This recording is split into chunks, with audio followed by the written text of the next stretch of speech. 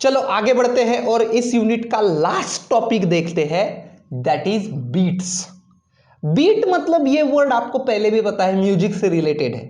देखो क्या होता है जब दो साउंड की वेव्स है, if we have two sound waves या फिर दो अलग अलग साउंड्स है ना, जिनका एम्पलीट्यूड तो सेम है, जिनका एम्पलीट्यूड सेम है लेकिन जिनकी फ्रीक्वेंसी स्लाइटली डिफरेंट है, एक की थोड़ी बड़ी है एक की थोड़ी कम है, ठीक है ना।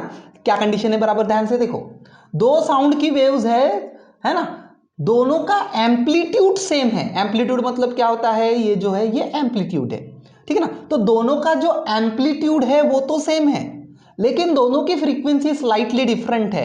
ऐसी दो साउंड वेव्स अगर सुपर इंपोज हो गई एक दूसरे के साथ तो वो दोनों मिलके एक मैक्सिमम साउंड और मिनिमम साउंड बनाते हैं, है ना। मैक्सिमम साउंड को बोलते हैं वेक्सिंग और मिनिमम साउंड को बोलते हैं वेनिंग, है ना। और इस प्रोसेस को हम लोग बोलते हैं बीट्स। क्या बोलते हैं, किसको बोलते हैं, beats. The formation of alternate waxing and waning due to superposition of two sound waves, due to superposition of sound waves having same amplitude but slightly different frequencies. कब मिलेंगे आपको बीट्स, जब दो साउंड वेव्स जिनका amplitude same है लेकिन हल्की सी frequency अलग अलग है, ठीक है। तो चलो उसके इक्वेशंस निकालते हैं। अभी सुपरपोजिशन ऑफ स्टेशनरी वेव्स में काफी सारी डिटेल्स मैंने आपको डिटेल में बताए हैं, ठीक है ना, किस प्रकार से हम लोग ये डेरिवेशन करते हैं। तो यहाँ पे थोड़ा सा जल्दी में करेंगे हम लोग, ठीक है ना। ये है पहली साउंड की वेव, ये है दूसरी साउंड की वेव, ठीक है, सेकंड वेव।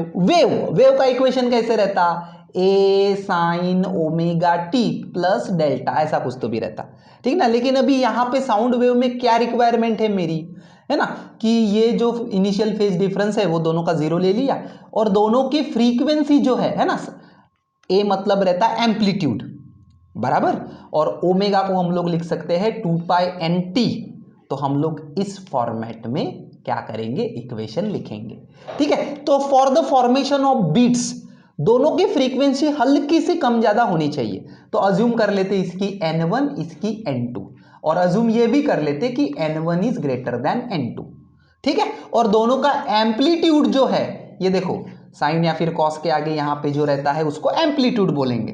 तो दोनों का एम्पलीट्यूड जो है दैट मस्ट बी कांस्टेंट। तो ऐसी दो वेव्स जब सुपर इंपोज हो गई तो फाइनल जो वेव बनेगी, है ना, वो जो फाइनल एक्सप्रेशन बनेगा वो बनेगा बीट्स का expression.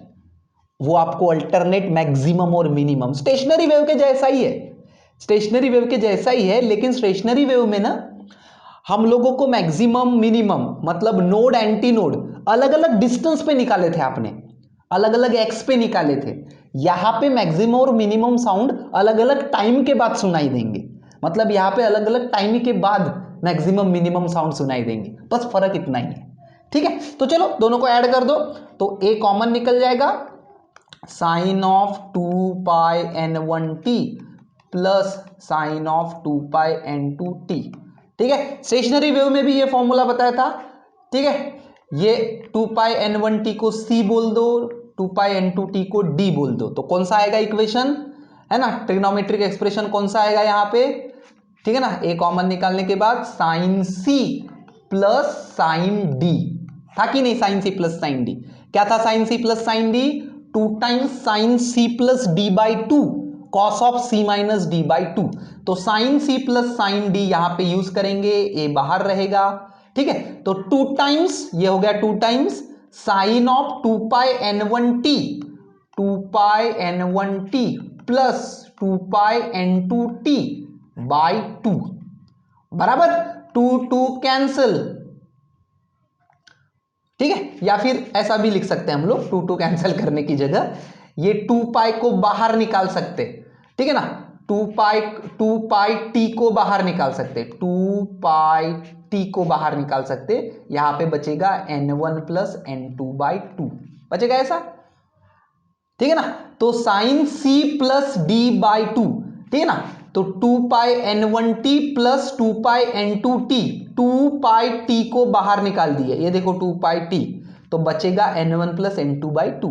Similarly c minus D करोगे तो n1 माइनस n2 बाई 2, ठीक है ना, और वो आएगा कॉस। ठीक, तो sine c plus D formula use करके फाइनल एक्सप्रेशन में कुछ ऐसा लिख सकता हूं, बराबर। तो इसको थोड़ा सा और प्रॉपर वे में लिखते हैं, sine of 2 pi n1 plus n2 t, इसको थोड़ा इधर लिखते हैं और बाकी सभी को एक साथ जोड़ देते हैं, है ना। बाकी सभी को मतलब ये 2a को और ये cos of 2 pi n1 minus n2 t को, ठीक है। तो ये जो एक्सप्रेशन है ये कुछ ऐसा बनेगा। देखो इसके ऊपर से ये वाली स्टेप मैंने कुछ भी नहीं किया, मैंने सिर्फ sine of 2 pi n1 plus nt को ऐसा इधर लिखा और बाकी सभी को एक साथ जोड़ दिया। ये देखो बाकी सभी को एक साथ जोड़ दिया, क्यों? क्योंकि आपको स्टेशनरी वेव में भी अनुभव है ना। क्योंकि ये जो है टर्म है ना, जनरली हमारा कैसा रहता है, वेव का equation a sign omega T ऐसा रहता है। तो ये ऐसा साइन वाला टर्म लेके बाकी सभी को हम लोग एम्पलीट्यूड बोल देंगे, बराबर है कि नहीं। इसलिए मैंने ये साइन वाले टर्म को इधर लिखा, बाकी सभी को एक साथ लिखा, ठीक है। तो ये जो बना मेरा ये वाला, इसको क्या बोल सकता हूं मैं, फाइनल जो वेव बनी दोनों को मिलके, फाइनल जो वेव बनी दोनों को मिलके उसका एम्पलीट्यूड बोल सकता हूं मैं 2 times a cos of 2 pi n1 minus n2 by 2 into T. ये है ये फाइनल वेव का एम्पलीट्यूड, ये है फाइनल वेव का एम्पलीट्यूड। तो जब दो साउंड वेव्स दोनों का एम्पलीट्यूड सेम है, दोनों की फ्रीक्वेंसी स्लाइटली डिफरेंट है, तो दोनों जब एक दूसरे में सुपर इंपोज हो जाएंगे, दोनों जब एक दूसरे में मिल जाएंगे, तो फाइनल वेव कुछ इस प्रकार से बनेगी, है ना, जिसका एम्पलीट्यूड है ये वाला 2a cos of 2 pi n1 minus n2 by 2 into T, बराबर है। स्मॉल ए मतलब क्या है, जो इंडिविजुअल वेव थी उनका एम्पलीट्यूड, n1 क्या है, पहले की फ्रीक्वेंसी, n2 क्या है, दूसरे की फ्रीक्वेंसी, t मतलब टाइम। तो इतना एम्पलीट्यूड है ये फाइनल वेव का, ठीक है, इसको बोलेंगे हम लोग एम्पलीट्यूड, ठीक है। So this is the final expression for super imposition of two waves. अभी आपको स्टेशनरी वेव में भी आइडिया है, ठीक है ना। ये जो एम्पलीट्यूड है ये मैक्सिमम हो सकता है या फिर मिनिमम, ठीक है ना। तो ये मैक्सिमम मिनिमम क्यों हो सकता है, क्योंकि ये जो फाइनल एम्पलीट्यूड है it depends on the cos function, cos of something, और कॉस की वैल्यू मैक्सिमम प्लस माइनस 1 हो सकती है, सिमिलरली मिनिमम 0 हो सकती है, मैग्नीट्यूड वाइज सोचिए तो, बराबर है कि नहीं। इसलिए ये जब एम्पलीट्यूड, इस वेव का फाइनल एम्पलीट्यूड, दोनों वेव मिक्स होने के बाद ये जो फाइनल वेव बनी उसका एम्पलीट्यूड अगर मैक्सिमम है तो उसको बोलते हैं हम लोग वेक्सिंग। जैसे उधर स्टेशनरी वेव में बोले थे एंटीनोड, वैसे इधर बोलते हैं वेक्सिंग। और अगर एम्पलीट्यूड मिनिमम है मतलब 0 है ना, या फिर मिनिमम है, तो उसको बोलेंगे वेनिंग, ठीक है। तो वहां पे एंटीनोड और नोड था, यहां पे वैक्सिंग और वेनिंग है, ठीक है। तो चलो वैक्सिंग कब कब मिलेगी वो देखते हैं, ठीक है ना। एम्पलीट्यूड का फॉर्मूला ये तो समझ में आ ही गया आपको, कहां से मिला, twice A small A cos of 2 pi n1 minus n2 by T. तो कौन से टाइम पे, देखो स्टेशनरी वेव में यहां पे x था, ठीक है ना, तो वहां पे हमको डिस्टेंस मिला था, यहां पे हमको टाइम मिलेगा। तो कौन से टाइम पे हमको मैक्सिमम साउंड मिलेगा, वेक्सिंग मतलब मैक्सिमम साउंड, एम्पलीट्यूड मैक्सिमम मतलब मैक्सिमम साउंड, ठीक है ना। तो कौन से टाइम पे मैक्सिमम मिलेगा, ठीक है ना। तो ये देखो ये चाहिए ए की वैल्यू मैक्सिमम, और ए की वैल्यू मैक्सिमम कितनी हो सकती है यहां से देख सकते हैं आप, देखो ये कॉस ऑफ समथिंग है, कॉस ऑफ थीटा मान के चलो, ये पूरा कॉस थीटा की मैक्सिमम वैल्यू प्लस या फिर -1 हो सकती है, एम्पलीट्यूड वाइज देखे तो, मैग्नीट्यूड वाइज देखे तो, बराबर है कि नहीं। तो कॉस थीटा की मैक्सिमम वैल्यू प्लस या फिर -1, मतलब ये 2a मिलके 2a इंटू प्लस -1, मतलब कितनी हो सकती है मैक्सिमम वैल्यू, वेक्सिंग में एम्पलीट्यूड की मैक्सिमम वैल्यू हो सकती है +-2a, क्योंकि इसकी मैक्सिमम वैल्यू हो सकती है +-1, बराबर है। तो चलो +-2a लिखो, है ना, ये कैंसल, तो ये जो cos ऑफ 2 पाई n1/n2t है ये आएगा ±1 बराबर। जब इसकी वैल्यू होगी ±1 तो एम्पलीट्यूड होगा मैक्सिमम। ठीक है, तो ये है तुम्हारा cos ऑफ थीटा। और जैसे स्टेशनरी वेव में भी देखे हमने cos थीटा की वैल्यू ±1 कब होती है ±1? जब थीटा की वैल्यू 0, पाई, 2 पाई, 3 पाई, 4 पाई ऐसे होती है तब, बराबर है कि नहीं। तो थीटा की वैल्यू मतलब ये जो पूरा 2 पाई n1-n2/2 इंटू टी है, ये पूरा का पूरा क्या है, ये पूरा का पूरा तुम्हारा थीटा है मान के चलो। तो थीटा इक्वल टू जब 0 पाई 2 पाई 0 पाई 2 पाई 3 पाई ऐसा जब रहेगा 0 पाई 2 पाई 3 पाई, तब इसकी वैल्यू क्या होगी, मैक्सिमम होगी। किसकी वैल्यू? कॉस ऑफ थीटा की वैल्यू, है ना। ये मेरा थीटा है, ठीक है ना। देखो मुझको मैक्सिमम एम्पलीट्यूड चाहिए, मैक्सिमम एम्पलीट्यूड के लिए ये कॉस थीटा की वैल्यू ±1 चाहिए, ठीक है ना। तो ये कब पॉसिबल है? अगर थीटा इक्वल टू 0 पाई 2 पाई 3 पाई ऐसा है, थीटा मतलब ये वाला, ठीक है ना। कॉस ऑफ 2 ये ऐसा था ना मेरा, cos of 2 pi n1-n2/2 into T ऐसा था मेरा, तो ये है मेरा थीटा मान के चलो। तो थीटा की वैल्यू होनी चाहिए 0 पाई 2 पाई 3 पाई लाइक दिस। तो इसके ऊपर से अभी टाइम निकालेंगे हम लोग कि कितने कितने टाइम के बाद हमको मैक्सिमम साउंड मिलेगा, ठीक है। तो चलो ये 2 और ये 2 कैंसल, बेसिकली ये पहले भी कैंसिल हो सकता था लेकिन याद रखने के लिए आसान जाता है आपको ऐसा, इसलिए ये कैंसिल नहीं किया। ये पाई और सभी में से पाई कैंसिल, ठीक है ना। पाई को इधर लेके आ जाओ, 0/पाई 0, पाई/पाई 1, तो इधर बचेगा 0 1 2 3 4 लाइक दिस बचेगा। अभी n1-n2 को ये वाले साइड लेके आ जाओ, तो आपको टाइम मिलेगा 0/n1-n2 मतलब 0, 1/n1-n2, 2/n1-n2, 3/n1-n2। तो इतने टाइम इंटरवल के बाद आपका जो ये थीटा है ना, इतने टाइम इंटरवल के बाद कॉस ऑफ थीटा मैक्सिमम होते जाएगा, मतलब मैक्सिमम एम्पलीट्यूड मिलते जाएगा, मतलब मैक्सिमम साउंड मिलते जाएगा, बराबर है। तो after time t equal to 0, 1/n1-n2, 2/n1-n2। n1 क्या है? पहले वेव की फ्रीक्वेंसी, n2 क्या है? दूसरे वेव की फ्रीक्वेंसी। तो इतने टाइम के बाद आपको क्या मिलते जाएगा? मैक्सिमम साउंड मिलते जाएगा, वैक्सिंग मिलते जाएगा, ठीक है ना। तो चलो ये जो मैक्सिमम साउंड मिलेगा आपको अल्टरनेट टाइम के बाद, तो दो मैक्सिमम साउंड के बीच में कितना टाइम इंटरवल है ना, वो भी देख लेते। The time interval between any two successive waxing, उसको बोलेंगे हम लोग टाइम पीरियड, है ना। फर्स्ट वैक्सिंग सेकंड वैक्सिंग दोनों के बीच में कितना टाइम इंटरवल है, या फिर सेकंड और थर्ड दोनों के बीच में कितना इंटरवल है, या फिर थर्ड और फोर्थ इन दोनों के बीच में कितना है। So the time interval between successive waxings, successive मतलब कंजिकेटिव, है ना, कंजिकेटिव मतलब समझता है ना, सेकंड और थर्ड, थर्ड और फोर्थ, ठीक है ना। थर्ड वैक्सिंग मिला और फोर्थ वैक्सिंग मिला, तो थर्ड और फोर्थ के बीच में कितने का टाइम इंटरवल है, ठीक है ना। तो चलो देख लो, कोई भी दो ले लो, चलो ये दो ले लो, ठीक है। तो दोनों के बीच में कितना का टाइम इंटरवल है? 3n1-n2, ये है, इस पे मिला आपको थर्ड वैक्सिंग, और -2 टाइम्स n1-n2, ठीक है। तो कितना होगा? 1/n1-n2, ठीक है। तो सेकंड और थर्ड के बीच में टाइम इंटरवल है 1/n1-n2। इन दोनों के बीच में भी निकालो तो भी सेम मिलेगा, इन दोनों के बीच में भी निकालोगे तो भी सेम मिलेगा। मतलब the time interval between two consecutive waxings is 1/n1-n2। एक वैक्सिंग सुनाई दिया, एक मैक्सिमम साउंड सुनाई दिया, फिर इतने टाइम के बाद अगला मैक्सिमम सुनाई देगा, फिर उसके फिर से इतने टाइम के बाद अगला मिलेगा, है ना। मान के चलो ये 10 सेकंड है, अज्यूम करो। तो पहला जब आपको मैक्सिमम साउंड में सुनाई दिया वैक्सिंग, उसके 10 सेकंड के बाद दूसरा सुनाई देगा, उसके 10 सेकंड के बाद और मैक्सिमम सुनाई देगा, उसके 10 के बाद और मैक्सिमम, लाइक दिस, ठीक है। चलो अभी वैक्सिंग निकाले तो वेनिंग निकाल देते हैं। वेनिंग मतलब मिनिमम एम्पलीट्यूड, मिनिमम मतलब ये जो कॉस ऑफ थीटा है ना, कॉस थीटा की value minimum amplitude magnitude wise minimum कितना हो सकता है, कॉस थीटा की वैल्यू 0, ठीक है।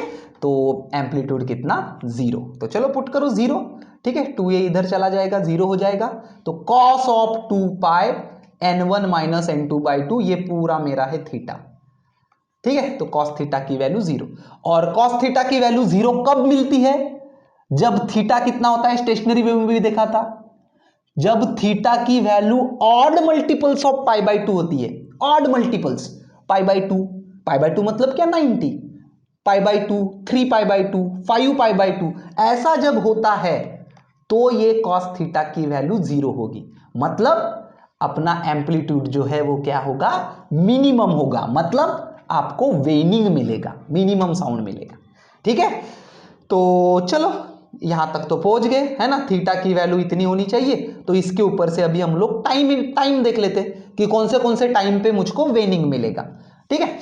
तो चलो यहां से फिर से ये 2 पहले cancel, left hand side right hand side से पाई कैंसिल, ठीक है। तो बचेगा क्या, 1/2 3/2 5/2 7/2 बराबर। तो अभी t चाहिए, टाइम इंटरवल चाहिए, तो n1/n2 दूसरे साइड में लेके आ जाओ, तो क्या हो जाएगा 1/2 टाइम्स 1/2 पहले से ही है, n1 माइनस n2, 3/2 पहले से ही है, n1 माइनस n2, तो n1 माइनस n2 सबके डिनोमिनेटर में चढ़ा दो, 1/2 n1 minus n2, 3/2 n1 minus n2, 5/2 n1 minus n2, ठीक है ना। तो इतने समय के बाद आपको मिनिमम साउंड 0 साउंड सुनाई देगा, ठीक है ना। तो ये है वेनिंग के साउंड। तो यहां पे भी चलो देख लेते हैं कि मिनिमम साउंड का इंटरवल क्या है। मिनिमम साउंड, कोई भी दो मिनिमम साउंड के बीच का interval, time period between two minimum sound, है ना, कोई भी दो ले लो, चलो ये दो ले लो, तो 3/2 n1 minus n2 minus 1/2 n1 minus n2, ठीक है। तो देखो ये डिनोमिनेटर सेम है, ठीक। तो चलो 3 माइनस 1 मतलब 2, n1 माइनस n2, 2 कैंसल, ये आएगा 1/n1 माइनस n2। तो कोई भी दो वेनिंग का टाइम लेते हो आप लोग, the time interval between two consecutive wanings it is also 1/n1 minus n2 बराबर है। तो 1/n1 माइनस n2 है ना, ये है तुम्हारे बीट का टाइम पीरियड। टाइम पीरियड मतलब क्या, the time interval between two successive waxings और the time interval between two successive wanings. चाहे दो सक्सेसिव वैक्सिंग मैक्सिमम के बीच का टाइम निकालो या फिर दो सक्सेसिव मिनिमम के बीच का निकालो, उसको बोलेंगे टाइम पीरियड। और कितना आया वो 1/n1 माइनस n2, और 1 टाइम पीरियड को क्या बोलते हैं हम लोग, फ्रीक्वेंसी। तो बीट फ्रीक्वेंसी का फॉर्मूला हो जाएगा 1/t, मतलब है ना, इसको रेसिप्रोकल कर दो, t की वैल्यू है 1/n1 माइनस n2, तो n1 माइनस n2 ऊपर चले जाएगा, ठीक है ना। फ्रीक्वेंसी मतलब क्या है, 1 टाइम पीरियड, तो रेसिप्रोकल कर दो, that is n1 minus n2, ठीक है। सिंपल जनरल, बीट का टाइम पीरियड आया इतना, मतलब बीट फ्रीक्वेंसी आएगी इतनी, बराबर है n1 माइनस n2। n1 पहले की फ्रीक्वेंसी, n2 दूसरे की फ्रीक्वेंसी। अज्यूम किया हमने कि n1 जो था वो बड़ा था, न्यूमेरिकल में जो भी बड़ी फ्रीक्वेंसी है उसको n1 अज्यूम कर लेना, ठीक है ना, n1 अज्यूम कर लेना। तो this is nothing but theory of beats. यहां पे ये वाले एक्सप्रेशंस बराबर से थोड़े से याद रखने पड़ेंगे। ए का formula 2 times a cos of 2 pi n1 minus n2/2 into T, ये याद रखने के लिए आसान हो, इसलिए इस 2 और 2 को कैंसिल नहीं किया है, ठीक है ना, ताकि वो याद रखने को आसान हो जाता है, ठीक है। बाद में तो कैंसिल करते ही है हम, ठीक है। चलो एक क्वेश्चन सॉल्व कर लेते हैं। Two tuning forks have frequencies 450 and 454। मैंने अभी कहा जब बीट का क्वेश्चन आता है तो मैं दोनों में से जो ग्रेटर फ्रीक्वेंसी है उसको n1 ले लेना, तो इसको ले लो n1, ठीक है, और इसको ले लो n2, ठीक है। On sounding this forks together, मतलब दोनों को एक साथ अगर सुपर इंपोज करते हैं तो time interval between two successive maximum intensities, maximum intensity मतलब वेक्सिंग्स, तो time period between two successive maximum या फिर time period between two successive minimum, क्या है टाइम पीरियड का फॉर्मूला बीट के लिए 1/n1 N1 माइनस N2, है कि नहीं, टाइम पीरियड के लिए। या फिर बीट फ्रीक्वेंसी पहले अगर निकाल लेते N1 माइनस N2 तो टाइम पीरियड हो जाएगा 1/n, बराबर है। तो कितनी हो जाएगी बीट फ्रीक्वेंसी, N1 है 554 और ये है 454 और 450, जो बड़ी वाली है उसको N1 लेना, तो ये हो जाएगी 4 हर्ट्ज, तो टाइम पीरियड हो जाएगा 1/4 सेकंड, है ना। 1 फ्रीक्वेंसी इज टाइम पीरियड, तो ऑप्शन ए इज करेक्ट। ठीक है, चलो और एक लेते हैं, द वेवलेंथ, अभी वेवलेंथ दी है, wavelength of two sounds in air are this and this. अभी इन दोनों में से कौन बड़ा है कौन छोटा है बताओ तो रे। 81 173 और 81 170, दोनों में से कौन बड़ा है कौन छोटा है, ठीक है ना। कौन बड़ा है, देखो दोनों के न्यूमरेटर सेम है, इसका डिनोमिनेटर ज्यादा है, इसका डिनोमिनेटर कम है, बराबर है। इसका डिनोमिनेटर ज्यादा है, इसका डिनोमिनेटर कम है, मतलब इसकी वैल्यू ज्यादा आएगी। ठीक है, तो अगर ये देखो ये वेवलेंथ है, ये वेवलेंथ है, ठीक है ना। आपको पता है देखो velocity of sound equal to n into wavelength, और वेलोसिटी ऑफ साउंड कांस्टेंट रहती, मतलब n into wavelength equal to constant, मतलब frequency is inversely proportional to wavelength. तो वेवलेंथ बड़ी मतलब फ्रीक्वेंसी छोटी, या फिर वेवलेंथ छोटी तो फ्रीक्वेंसी बड़ी। तो ये देखो दोनों में से इसका डिनोमिनेटर बड़ा है, मतलब ये वाली वेवलेंथ छोटी है, तो इसको ले लो λ1, है ना। क्योंकि मुझको मैंने क्या कहा, N1 किसको लेना, N1 हाईएस्ट फ्रीक्वेंसी, दोनों में से जो फ्रीक्वेंसी बड़ी है उसको लेना N1, लेकिन यहां पे फ्रीक्वेंसी नहीं दी है, यहां पे वेवलेंथ दी है, तो वेवलेंथ के ऊपर से फ्रीक्वेंसी निकलेगी, लेकिन वेवलेंथ और फ्रीक्वेंसी दोनों इनवर्सली प्रोपोर्शनल है, तो जो वेवलेंथ छोटी है उसको 1 ले लो, ठीक है ना, ताकि उसकी फ्रीक्वेंसी बड़ी आएगी। समझ गया लॉजिक, ठीक है। तो इसको λ1 ले लो, इसको λ2 ले लो, ठीक है। तो N1 आएगी तुम्हारी V/λ1 जो बड़ी होगी, ठीक है ना।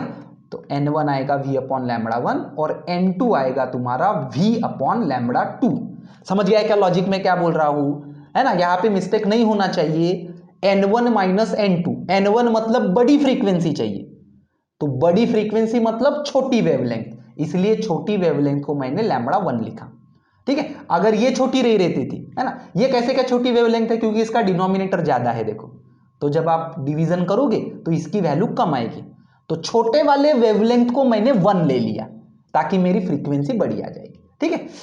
और दे प्रोड्यूस 10 बीट्स पर सेकंड, मतलब बीट फ्रीक्वेंसी भी दी है, और आपको बोला है velocity of the sound in air. अरे बहुत ही सिंपल है ना, देखो बोलते बोलते ही सॉल्व हो गया।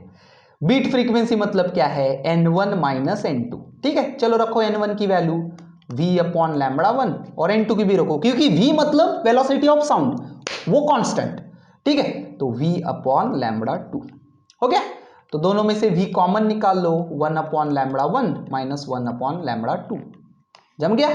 बीट फ्रीक्वेंसी दी है 10, ठीक है। V निकालना है, λ1 λ2 सब दिया है, ठीक है ना। तो N1 माइनस N2 इज 10, ठीक। N1 की वैल्यू रखे V/λ1, ठीक, और λ1 की वैल्यू V बाहर निकाले, λ1 की वैल्यू रखे, क्या है λ1 की वैल्यू 81/173, तो 173 जाएगा न्यूमरेटर में और इसका 170 जाएगा न्यूमरेटर में, ठीक है। तो एकदम ओरल कैलकुलेशन है, देखो डिनोमिनेटर सेम, तो 173 माइनस 170 दैट इज 3/81 इंटू 10, 81 को इधर लेके चले जाओ तो V इक्वल टू 10 इंटू 81/3, बराबर।